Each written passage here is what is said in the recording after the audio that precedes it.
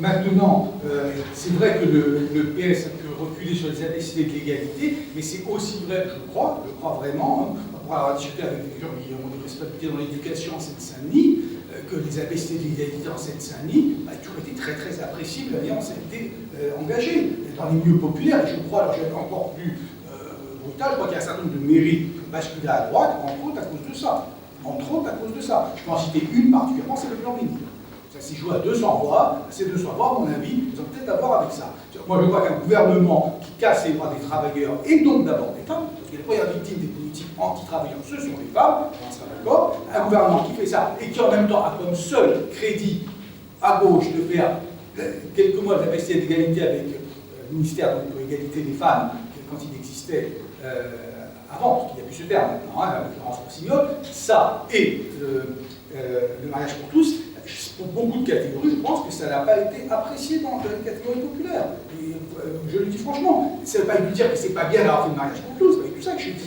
Je dis que la manière dont Terra Nova a induit au PS une certaine lecture de la société a amené à donner des priorités, alors qu'en même temps, on agressait l'ensemble du monde du travail, et que ça s'est logiquement traduit dans des intentions de vote et dans des comportements. Hein. Voilà, c'est tout ce que je voulais dire là-dessus. Mais ce n'est pas moi qui mets en cause sociétal, c'est la présentation que fait Terra Nova des conflits.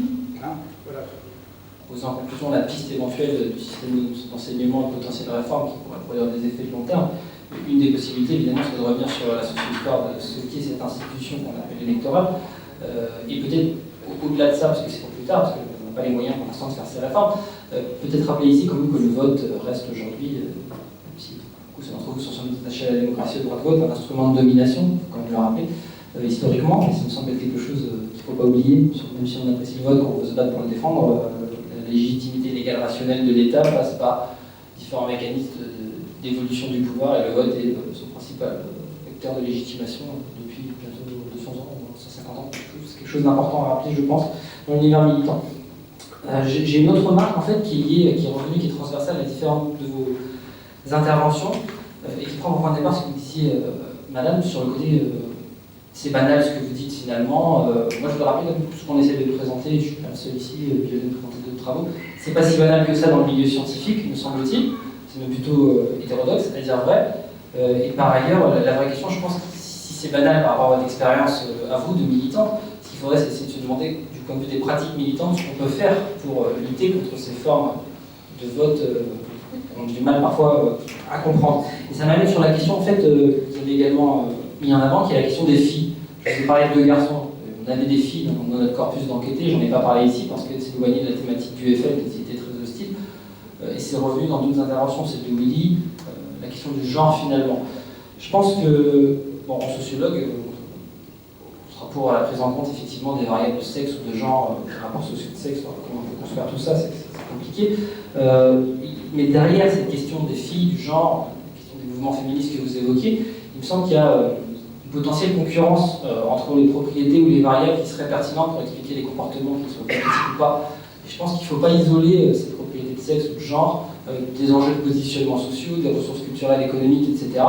Et que du coup, dans les enquêtes qu'on fait, je pense que la plupart des gens ici qui font des enquêtes sérieuses seraient d'accord, on prend ces variables de genre en considération, que le vote FN soit par le passé plus faible chez les femmes, donc ça tend à se routiniser. Bon, il faudrait voir, les données ne sont pas suffisamment précises jusqu'à maintenant, c'est peut-être pas le cœur du débat, mais ce qui m'inquiète un peu, c'est de voir à quel point dans nos discussions, on peut, parce que j'ai pas par exemple parlé de genre, ou parce que j'ai pas insisté sur des dimensions qui échappaient à certaines catégories d'entendement, on peut se diviser un peu facilement, un peu trop rapidement, et derrière la question de quelle variable, quelle propriété vous avez pris en compte dans vos enquêtes, qu'est-ce qui est central pour vous. Je trouve que dans notre cas, il y avait des filles, je n'en ai pas parlé ici, c'est un choix qui est lié à la thématique qui est faite, mais il y a des luttes de cause en fait, et qui illustrent bien nos divisions aujourd'hui à gauche, dans les sciences sociales également, ça trouve sa réfractation. Je pense que c'est pas le moment de se dire est-ce que c'est la cause des femmes, est-ce que c'est la cause des pauvres, est-ce que c'est la cause des immigrés, est-ce que c'est l'islamophobie, on peut trouver différentes déclinaisons. Je pense qu'on serait tous d'accord sur le pacifier débat pour dire que toutes ces causes peuvent avoir une légitimité. La vraie question, à mon avis, c'est celle de l'unité, de faire converger ces problématiques. Donc peut-être que c'est pas dans une arène comme ça où on est déjà peu nombreux, acculés dans un rapport de force, on est extrêmement dominé, il faut quand même se rendre compte où on est aujourd'hui, qu'il faut créer de la division et plutôt penser des moyens de s'unir. C'est valable pour nous ici, c'est valable pour les sciences sociales, c'est un peu plus compliqué, et c'est valable politiquement, y compris pour ce qui va se passer dans un an. Parce que vous avez évoqué à demi-mot les luttes, Mélenchon, le PC, etc., qui vont se rejouer, qui vont se rejouer. De toute façon, c'est un problème majeur. Donc, ne nous divisons pas, c'est plutôt un message d'unité que je voudrais mettre en avant, qui est valable politiquement, et du point de vue des sciences sociales, personne ne prétend opposer les variables quand on fait de la sociologie sérieuse, c'est des configurations de propriété qu'on essaye de saisir. Il n'y a pas de difficulté là-dessus. Voilà. Donc, un parti politique peut recueillir des voix politiques, ou une force sociale qui se présente comme une force politique, à partir du moment où elle transfigure, pour ne pas utiliser le terme transcende, le catégoriel. Si on fonde les revendications politiques sur du catégoriel, à mon avis, on est dans une situation apolitique. Et en certain sens, la vision sociétale de la politique, qui est fortement libérale,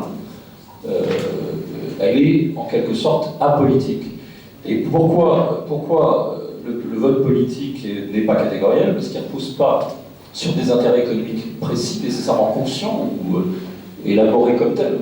Ça, c'est le mouvement ouvrier et le mouvement marxiste, où certaines théorisations du politique et organisation du politique, une organisation du politique qui a théorisé à partir d'une analyse, disons, des intérêts qui font qu'on adhère à certaines politiques plutôt qu'à d'autres. Mais le vote, la plupart du temps, c'est une adhésion à l'idéal, c'est-à-dire à quelque chose qui est de l'ordre symbolique ou imaginaire. Pour qui c'est ça? Comment? Pour qui est-ce que c'est ça? Pour tout le monde, pour la plus grande masse des gens qui votent. Je pense que ça relève d'une idéalisation de quelque chose, d'un désir de rencontrer un horizon de possibilités, et il ne doit pas être que catégoriel. Et alors, simplement, mon hypothèse est la suivante, c'est que le Front National joue beaucoup de ça, beaucoup plus qu'aucun autre parti politique aujourd'hui. Peut-être le parti de gauche d'une certaine façon, mais à cause de la figure de son leader, est capable justement, dans une parole publique, d'engager quelque chose qui relève. Alors, je ne dis pas que tout idéal est nécessairement une idéalisation sur le plan péjoratif, mais il faut que quelque chose du côté de l'idéal symbolise du commun, et d'une manière, d'un certain côté, dans la mesure avec une capacité à transfigurer justement les conditions, les catégories, etc. Bon, c'est une vieille histoire que je raconte, c'est rien de nouveau.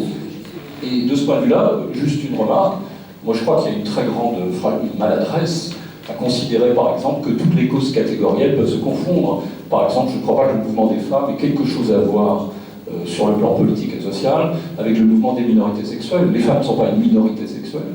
Et quand on assimile les discours de libération des minorités sexuelles, quand on assimile les discours de libération d'accès des minorités sexuelles à des droits spécifiques et qu'on identifie ça au mouvement des femmes, je crois que l'accès des femmes à leur émancipation est une question qui n'est absolument pas une question corrélative d'une minorité sexuelle, il s'agit d'autre chose.